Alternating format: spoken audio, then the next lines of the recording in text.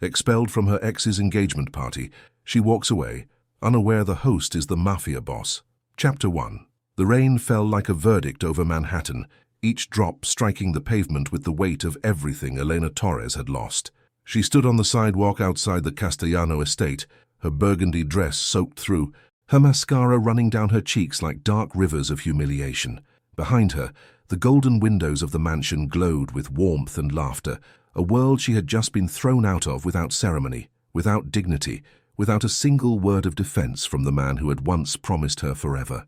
300 guests had watched her fall. 300 guests had seen Marcus Chen, her ex-fiancé of 2 years, point his finger toward the door and declare that she was not welcome at his engagement party. His new fiancée, a woman named Bianca with porcelain skin and a smile sharp enough to cut glass, had simply looked away, as if Eleanor were nothing more than an inconvenience, a stain on the perfect evening. Eleanor's heels sank into the wet grass as she stumbled toward the iron gates, her mind replaying the moment in excruciating detail. She had not come to cause trouble. She had come because the invitation had arrived at her apartment 3 weeks ago, addressed to her, with her name written in elegant calligraphy. She had assumed it was a mistake at first, some cruel error in the guest list. But then she had convinced herself that perhaps Marcus wanted closure, wanted to show her that he had moved on, wanted her to see that there were no hard feelings. She had been wrong about everything. The gates loomed before her, tall and unforgiving, their black iron bars glistening with rain. Elena reached for the handle, her fingers trembling, her heart pounding with a mixture of shame and rage.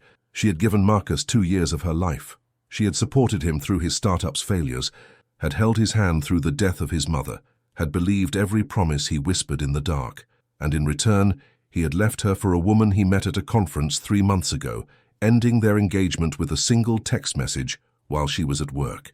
The message had simply read, "I found someone who understands me better. I hope you can be happy for me." Happy, as if happiness was something she could manufacture on command, as if her heart were a machine she could simply reprogram.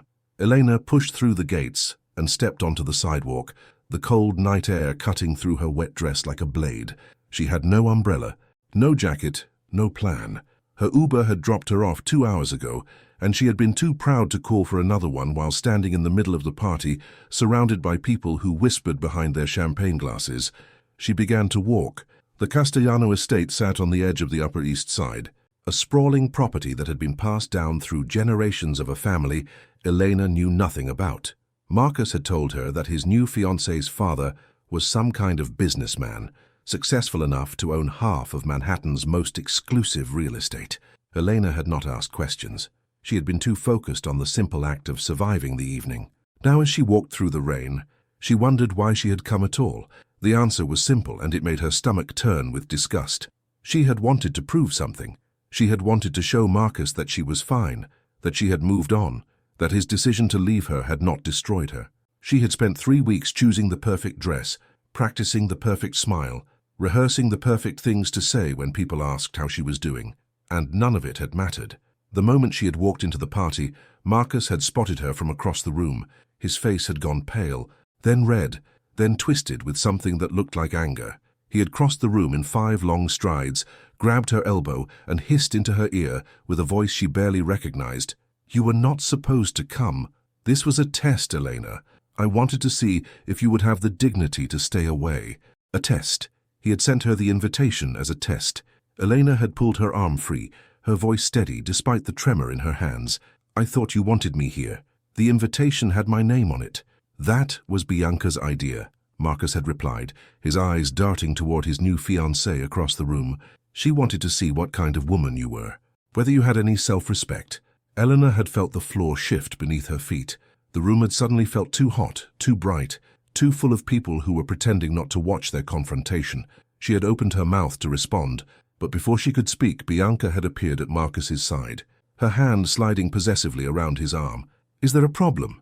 Bianca had asked, her voice dripping with false concern. "Marcus, darling, you look upset."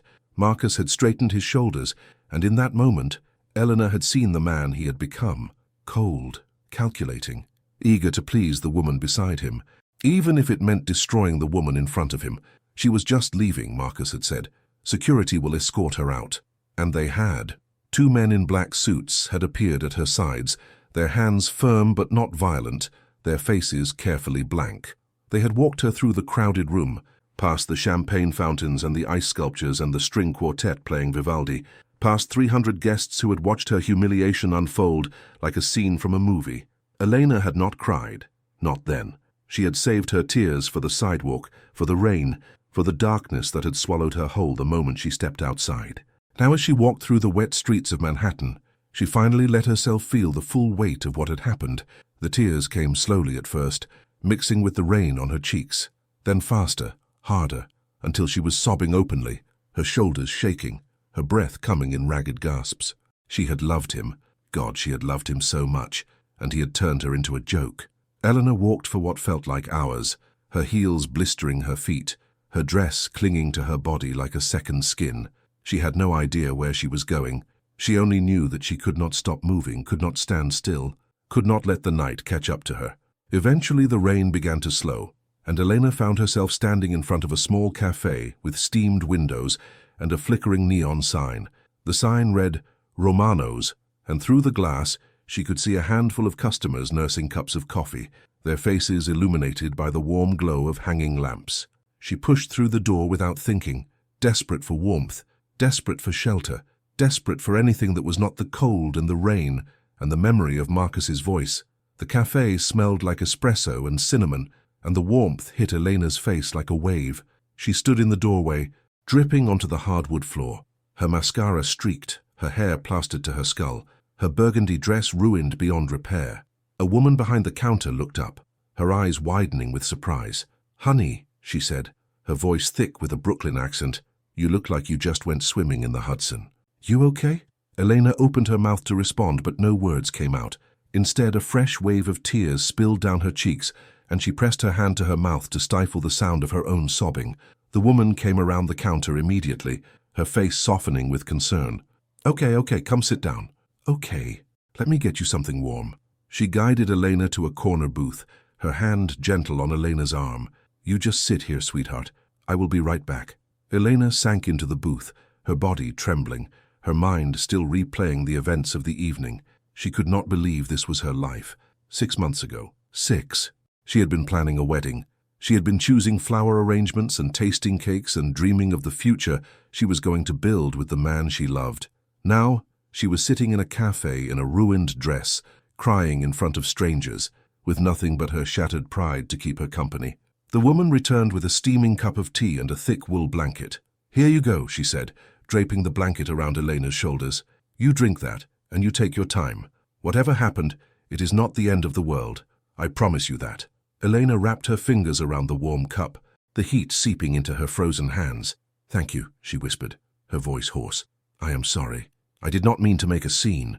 The woman waved her hand dismissively. "Honey, this is New York. I have seen scenes you would not believe. You are not making anything except a reason for me to be kind to someone who needs it." She smiled, her eyes crinkling at the corners. "I am Maria, by the way, and you can stay as long as you need." Elena tried to smile back, but her face would not cooperate. "I am Eleanor," she managed, "and I think I just made the worst decision of my life." Maria studied her for a moment, then nodded slowly. "We all make those," she said. "The question is what we do after." Before Elena could respond, the cafe door swung open, and a gust of cold air swept through the room. Eleanor looked up instinctively, her eyes drawn to the figure standing in the doorway. He was tall, well over 6 feet, with broad shoulders and a presence that seemed to fill the entire space. He wore a dark overcoat that probably cost more than Elena's monthly rent, and his black hair was slicked back from a face that could have been carved from marble. His eyes were the color of storm clouds, gray and deep and filled with something Elena could not name. He stood in the doorway for a moment, his gaze sweeping across the cafe, then landing on Elena with an intensity that made her breath catch in her throat. Maria straightened up immediately, her casual demeanor shifting to something more formal. "Mr. Castellano," she said, her voice carrying a note of respect that had not been there before. "We were not expecting you tonight." Elena's heart stopped. Castellano, the same name that had been emblazoned on the gates of the mansion she had just been thrown out of, the same name that belonged to Bianca's family, to the hosts of the engagement party, to the people who had watched her humiliation, without lifting a finger to help. The man's eyes had not left Elena's face. He studied her for a long moment, taking in her ruined dress, her tear-streaked makeup, her trembling hands wrapped around the teacup. Something flickered in his expression, too fast for Elena to identify. Then he spoke, and his voice was low and smooth, like velvet wrapped around steel. "You are the woman from the party," he said. It was not a question. Elena's mouth went dry. She opened her lips to respond, but the words tangled in her throat, refusing to come out. How did he know who she was? She was nobody, just another guest who had been turned away at the door, just another victim of Marcus's cruelty. The man took a step closer, his eyes never leaving hers. "My name is Dante Castellano," he said, "and you were thrown out of my home tonight." Elena felt the blood drain from her face. She had walked out of the party. She had walked through the rain. She had walked into a random cafe to escape the cold. And somehow, impossibly, she had walked straight into the path of the one man she should have avoided at all costs, the Mafia boss who owned the house where her heart had been broken. Check if you are already subscribed to this channel, if you love stories that will take you through every emotion, from heartbreak to hope. This is exactly where you belong. Subscribe now so you never miss a moment of what happens next. Chapter 2. Dante Castellano did not believe in coincidences. In his world, coincidences were lies that weak men told themselves to avoid the truth. Every meeting had a purpose. Every encounter had a design. Every stranger who crossed your path was either an opportunity or a threat, and it was your job to determine which. The woman sitting in the corner booth was neither. She was something else entirely. He had recognized her the moment he walked through the door of his Aunt Maria's cafe, even though they had never formally met. He had seen her at the party earlier that evening, standing at the edge of the ballroom with a glass of champagne clutched in her hands like a lifeline. She had been alone, surrounded by strangers, her eyes scanning the room with the desperate hope of someone searching for a friendly face. He had noticed her because she was beautiful, with dark hair that fell in waves past her shoulders, and brown eyes that held a warmth he rarely saw in his circle. But he had also noticed something else. Something that had made him pause in the middle of his conversation with a senator whose name he had already forgotten. She was terrified, not in the obvious way, not in the way that made people flinch or cower or run. Her fear was quiet, controlled, hidden beneath a practiced smile and a dress that fit her like armor. But Dante had spent his entire life reading people, finding the cracks in their facades, exploiting the weaknesses they tried to hide. He knew fear when he saw it. He had watched from across the room as Marcus Chen had approached her, his face twisted with an anger that seemed disproportionate to whatever slight she might have committed. He had watched as the two of them exchanged words, their voices too low to carry across the ballroom, but their body language loud enough to tell the entire story. And he had watched as she was escorted out by his security team, her head held high, her spine straight, her dignity intact, even as 300 people witnessed her downfall. He had not intervened. That was not his way. The party had been for Bianca, the daughter of his business partner, and whatever drama unfolded between the guests was not his concern. He had already done his duty by hosting the event, by smiling for photographs, by making small talk with people whose names he would forget by morning. But he had not forgotten her face. And now, somehow, she was sitting in his aunt's cafe, wrapped in a wool blanket, her makeup ruined, her dress soaked, her entire demeanor radiating a kind of devastation that made something in his chest tighten unexpectedly. Dante pulled out the chair across from her and sat down without asking permission. Maria disappeared into the back room, understanding without being told that this conversation required privacy. The woman, Elena, stared at him with wide eyes, her fingers still wrapped around her teacup. She looked like a deer caught in headlights, frozen between the instinct to run and the realization that there was nowhere to go. "I did not follow you here," Dante said, his voice calm and measured, "if that is what you are thinking. This cafe belongs to my aunt. I come here most nights after business is concluded." Elena swallowed visibly, her throat moving beneath the pale skin of her neck. "I did not know," she said, her voice barely above a whisper. "I just walked in. I needed somewhere warm." Dante nodded slowly. He believed her. He believed. There was no calculation in her eyes, no hidden agenda, no attempt to ingratiate herself or manipulate the situation to her advantage. She was simply a woman who had been thrown out into the rain and had stumbled into the one place in Manhattan where she should not have been. The universe, it seemed. It had a cruel sense of humor. "What happened tonight?" Dante asked. Though he already knew the answer, he wanted to hear it from her. wanted to understand the full story from the perspective of someone who had been wounded rather than the sanitized version he would receive from his staff. Elena's jaw tightened, and for a moment, Dante thought she would refuse to answer. But then something in her expression shifted, as if she had decided that she had already lost everything worth protecting, and there was no point in pretending anymore. "My ex-fiancé is engaged to your business partner's daughter," she said, her voice flat. "He sent me an invitation to the engagement party. I thought it was a gesture of goodwill, a sign that we could be civil, but it was a test. He wanted to see if I would have the dignity to stay away." Dante's eyes narrowed slightly. "And you did not?" Elena let out a bitter laugh. "No, I did not. Because I am an idiot who believed that people could be decent, even after they hurt you. I walked into that party thinking I could prove something, and all I proved was that I am exactly the kind of pathetic ex-girlfriend that everyone expected me to be." Dante studied her face, searching for signs of self-pity or manipulation. He found neither. What he found instead was honesty, raw and unfiltered, the kind that most people hid behind layers of social niceties and protective lies.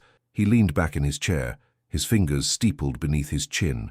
"Marcus Chen," he said slowly. "I have met him several times. He is ambitious." Elena's mouth twisted into something that was not quite a smile. "That is one word for it." Dante tilted his head slightly. "What word would you use?" Elena hesitated, then met his eyes directly. "Cruel." The word hung in the air between them, heavy and final. Dante did not disagree. He had seen enough cruelty in his life to recognize it in others, and Marcus Chen had all the hallmarks of a man who enjoyed inflicting pain when he could get away with it. The engagement to Bianca made sense now.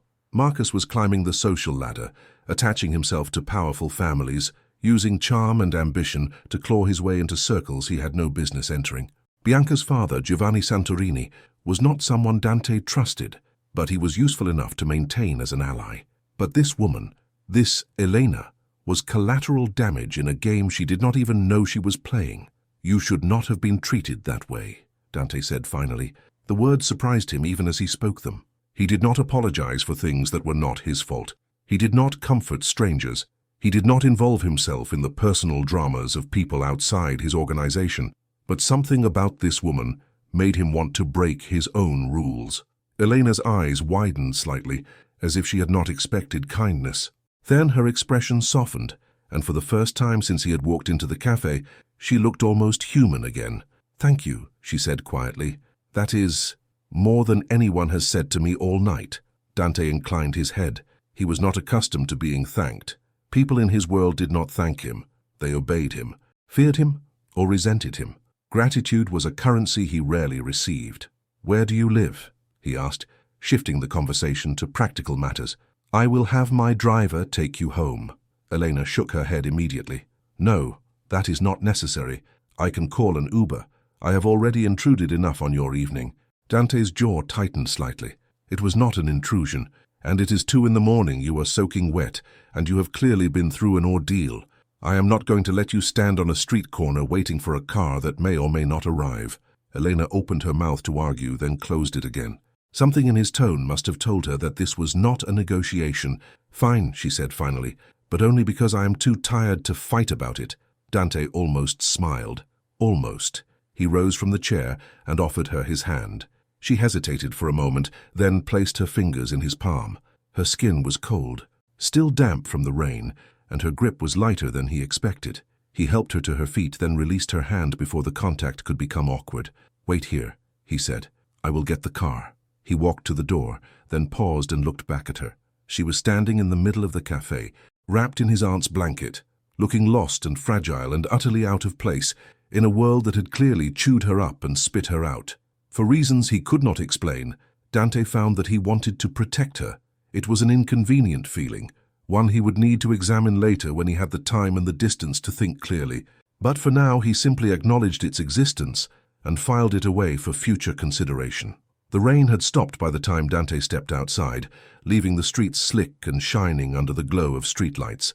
His driver, a man named Enzo, who had been with him for over a decade, was waiting at the curb in a black sedan that was bulletproof and unremarkable, designed to blend in rather than stand out. "There is a woman inside," Dante told him. "She will give you her address. Take her home safely." Enzo nodded without question. He knew better than to ask for details. Dante turned back toward the cafe, but before he could reach the door, his phone buzzed in his pocket. He pulled it out and glanced at the screen. The message was from his second-in-command, a man named Victor, who handled the operational side of the business. "We have a problem." Dante's expression did not change. In his world, problems were constant, expected, and usually manageable. But the timing of this message, combined with the events of the evening, made him uneasy in a way he could not articulate. He typed a quick response, "On my way." Then he walked back into the cafe, his face carefully neutral. Elena was still standing where he had left her, the blanket draped over her shoulders, her eyes fixed on the rain-streaked window. She turned when she heard the door open, and something in her expression shifted when she saw his face. "Is everything okay?" she asked. Dante considered lying. It would be easier, cleaner, less complicated. But something about this woman made him want to tell the truth, even when the truth was inconvenient.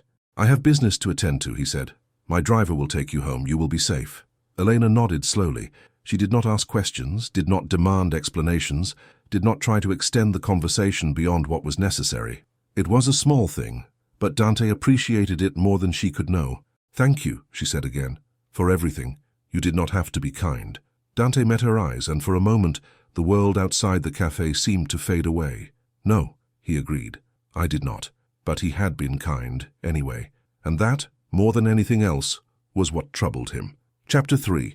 3 days passed. And Elena tried to forget. She threw herself into her work at the pediatric clinic, where she had been a nurse for the past 4 years, focusing on the children who needed her attention and the routines that kept her mind occupied. She woke up at 6, ran 5 miles through Central Park, showered, dressed, and arrived at work by 8. She smiled at her patients, comforted worried parents, and performed her duties with the same dedication she had always shown. But at night, when the apartment was quiet and the city lights flickered outside her window, she could not stop thinking about him. Dante Castellano. She had looked him up on the internet the day after their encounter, her curiosity overriding her better judgment. What she found had made her heart pound with a mixture of fascination and fear. He was 34 years old, the head of one of the most powerful families on the East Coast, and his empire stretched from legitimate businesses to territories that the news articles only hinted at. He had been profiled in Forbes, photographed at charity galas, and mentioned in whispered conversations among the wealthy elite who pretended not to know where his money really came from. He was dangerous. Everyone knew it. Everyone accepted it. And he had been kind to her. Eleanor could not reconcile the two images in her mind.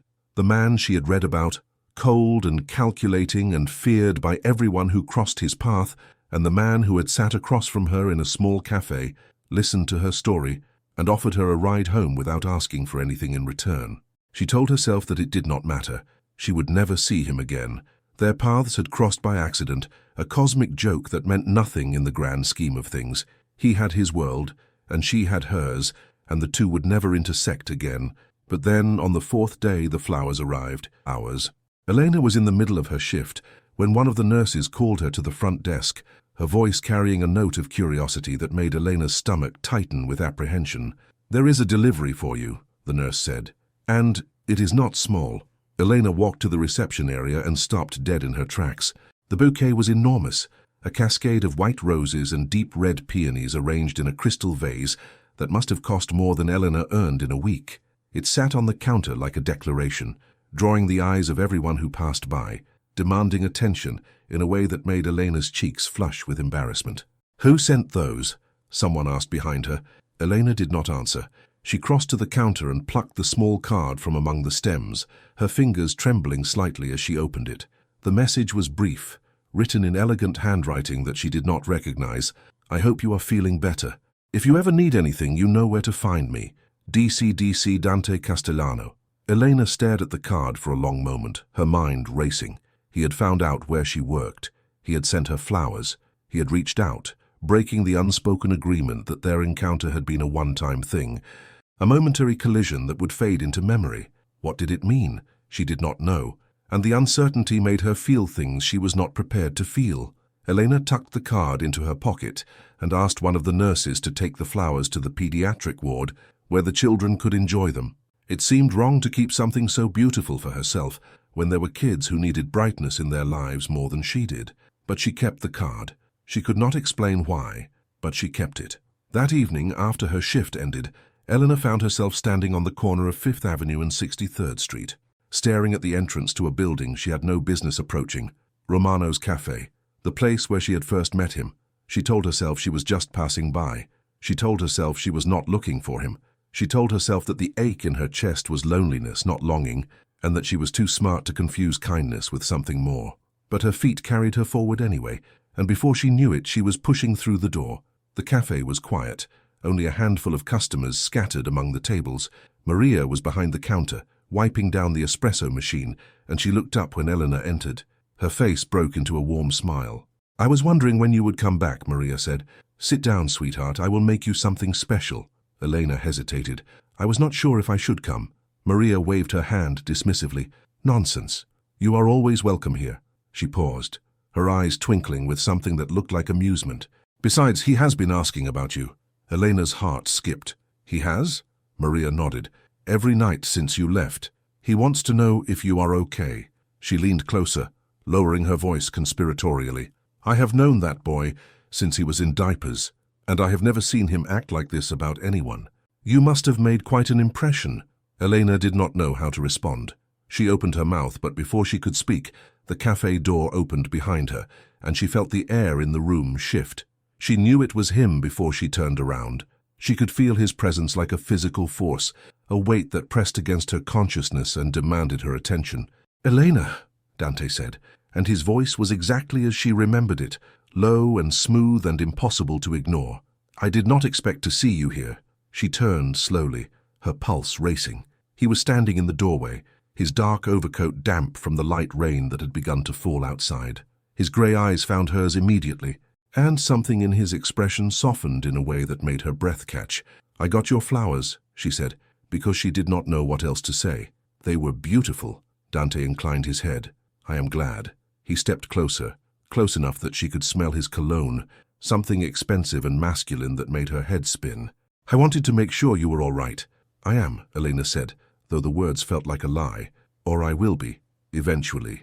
Dante studied her face for a long moment, reading her in that way he had, seeing past the surface to the truth she tried to hide. "You do not have to pretend with me," he said quietly. "I know what it feels like to be hurt by someone you trusted." Eleanor felt tears prick at the corners of her eyes, and she blinked them away before they could fall. "Why do you care?" she asked, her voice barely a whisper. "You do not know me. I am nobody to you." Dante's jaw tightened, and something flickered in his grey eyes. Something fierce and protective and unexpected. "You are not nobody," he said, "and I care because I choose to. That is enough." Eleanor stared at him, her heart pounding, her mind struggling to process what was happening.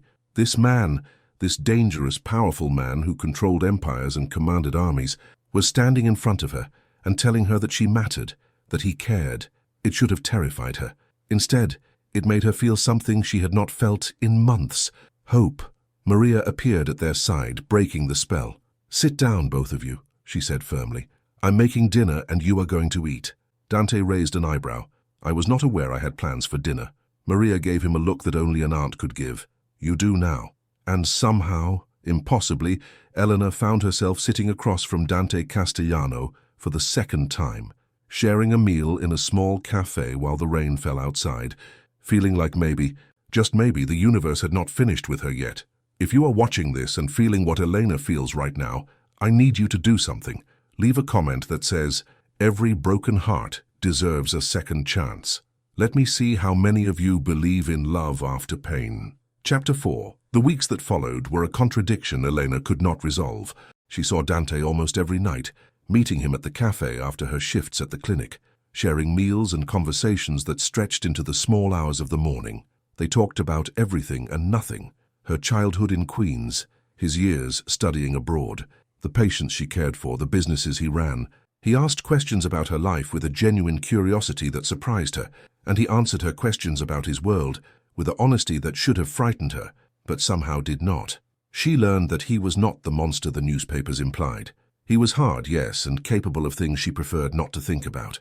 But he was also generous with his employees, loyal to his family, and fiercely protective of the people he considered his own. She was beginning to realize that she wanted to be one of those people. But the shadow of his world loomed over everything they built together, and Elena could not ignore it forever. It happened on a Thursday night, 3 weeks after their first meeting. Elena was leaving the clinic when she noticed the black SUV parked across the street, its engine running, its windows tinted too dark to see inside. She had seen the same vehicle that morning, parked in the same spot, and the coincidence made her skin prickle with unease. She quickened her pace, her keys clutched in her hand, her instincts screaming that something was wrong.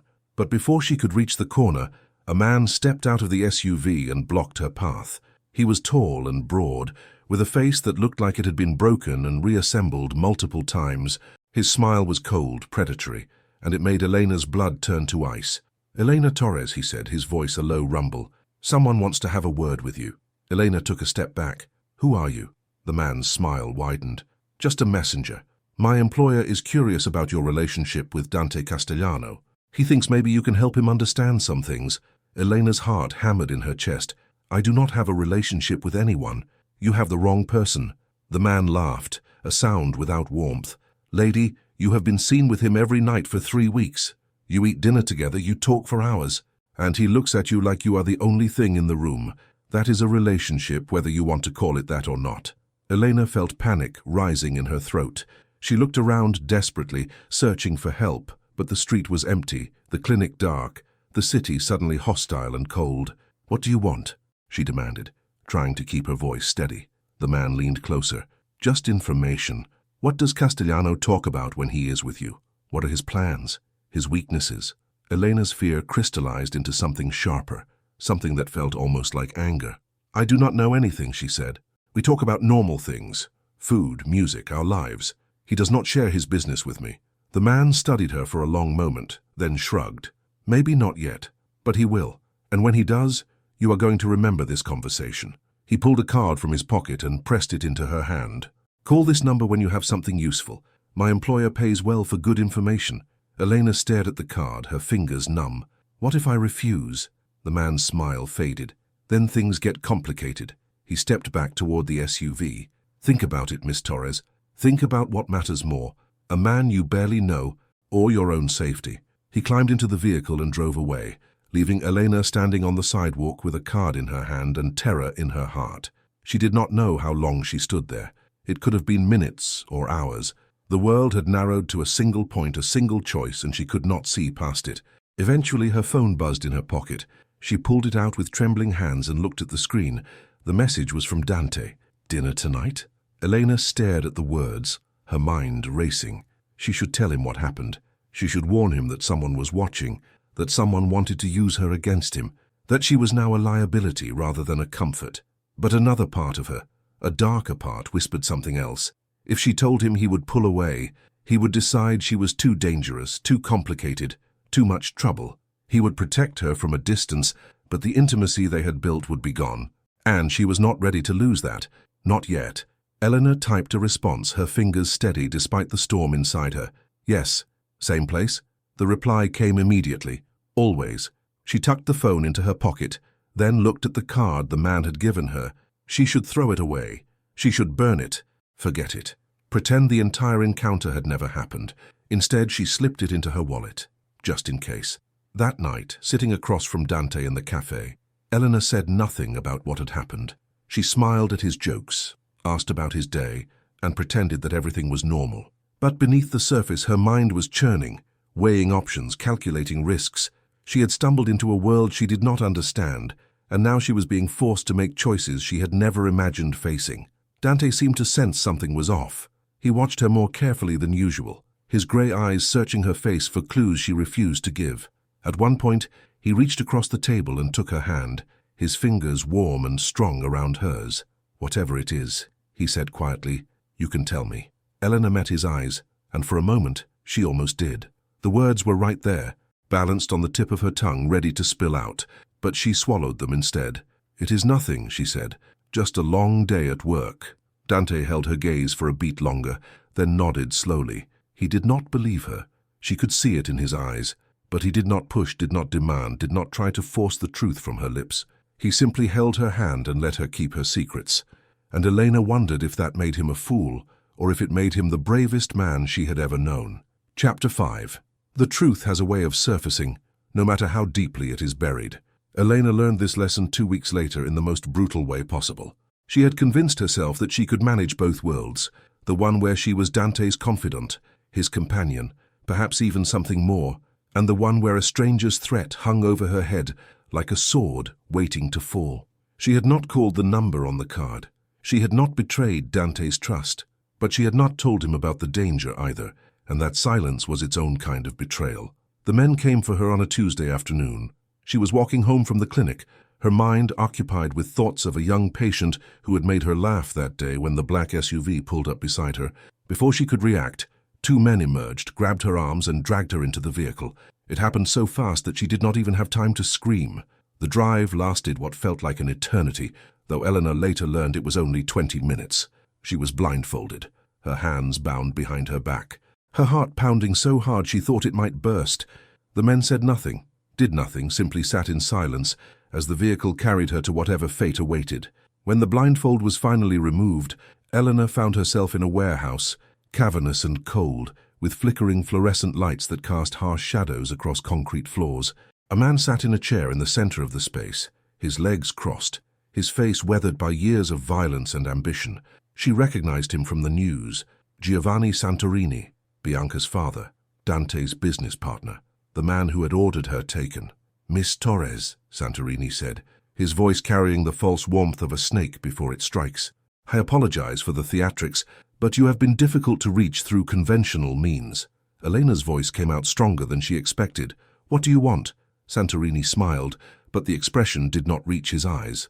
"I want what I have always wanted: power, security, the assurance that my business interests will remain undisturbed." He leaned forward, his gaze sharpening. "And you, Miss Torres, have become an obstacle to those interests." "I do not understand," Elena said, though she was beginning to. Santorini rose from his chair and walked toward her, his footsteps echoing in the empty space. "Dante Castellano is changing. He is growing soft, distracted, less focused on the empire we have built together, and it started when you appeared in his life." He stopped in front of her, close enough that she could see the coldness in his eyes. "I need to know if you are a threat, or if you can be useful." Elena's mind raced. "I am not a threat. I am a nurse. I have nothing to do with your business." Santorini tilted his head, studying her like a specimen under glass. "That is what I thought at first, but then I learned something interesting." He pulled a phone from his pocket and showed her the screen. "You kept this card, the one my associate gave you. You did not throw it away, did not report the encounter, did not tell Dante about the threat to your safety." He smiled again, and this time the expression was genuinely pleased. "That tells me you are a survivor, Miss Torres. Someone who keeps her options open. I can work with that." Elena felt sick. She had kept the card as insurance, as a way to protect herself if everything fell apart. She had never intended to use it, but now her caution was being used against her, twisted into evidence of duplicity she had never felt. "I was scared," she said, her voice cracking. "I did not know what to do." Santorini nodded sympathetically. "Of course. Fear makes us do strange things, but now you have a chance to make things right." He returned to his chair, settling into it like a king on a throne. "I want you to continue your relationship with Dante. I want you to listen, to observe, to report anything useful to my people. In exchange, I will ensure your safety and your future." Elena stared at him, her stomach churning. "You want me to spy on him?" "I want you to survive," Santorini corrected. "What you call it is your business." The weight of the choice pressed down on Elena like a physical force. She could refuse, hold on to her principles, and face whatever consequences followed. Or she could agree, buy herself time, and figure out another way to escape this nightmare. But before she could respond, the warehouse doors exploded inward. Men poured through the opening, dressed in black, moving with the precision of soldiers. Gunfire erupted, the sound deafening in the enclosed space, and Santorini's guards scattered, taken completely by surprise. In the chaos, Elena dropped to the floor, covering her head with her bound hands, praying that she would not be caught in the crossfire. The sounds of struggle surrounded her. Shouts, crashes, the thud of bodies hitting concrete. Then, suddenly silence.